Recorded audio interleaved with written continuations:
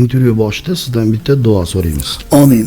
Alloh taolo egam o'zing yor bo'lgan, o'zing aziz qilgan, xor qilmagan, ziyoda qilgan, kam qilmagan, nazaringdan qoldirmagan, yuzimizni, umrimizni oxirigacha nurli, peshonamizni sajdali qilgan. Allohu akbar.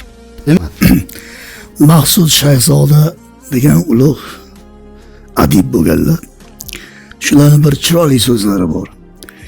Do'stlar, yaxshilarni avaylab saqlang.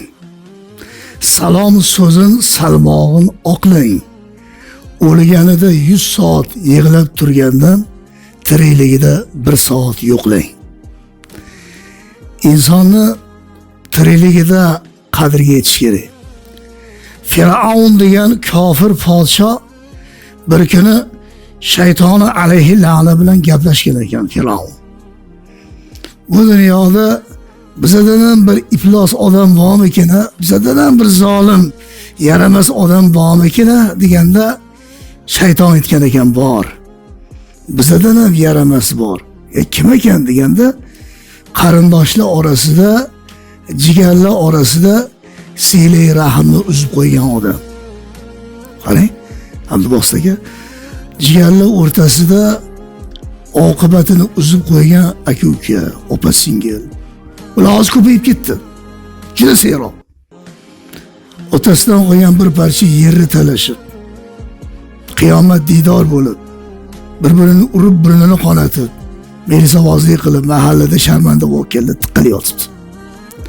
Yo onasidan qo'ygan bir parcha matoni, lattani talashib, gilam sholcha talashib, arzimagan taqinchoq talashib, qiyomat diydor bo'lgan opa-singillar ham tiqilib yotibdi. Yaqinda bir janoza bo'ldi. Janoza bo'ldi-da, o'lgan ayol kishi. Endi singillar janozaga bormayapti. Ikkita singil janozaga bormayapti. Ikkalasi ham hojona. Alishtaman, meni gunohlarim yo'q. Meni duoyim как angel хранитель. Duoyim to'g'ri yetib boradi, maqtanib yuragan birov gap bermaydigan hojonalar. Opasi o'lganda janozasiga bormasa. Nima degan gap? Yoki bo'lsam ota o'g'lini yoshligida tashlab ketgan, alimentini ham bermagan, boqmagan ham, qaramagan ham. O'sha o'g'li o'lganida otasi xudoyisiga kelib somsaga o'tirdi. Uyalmasdan. Oshi urib o'tiribdi.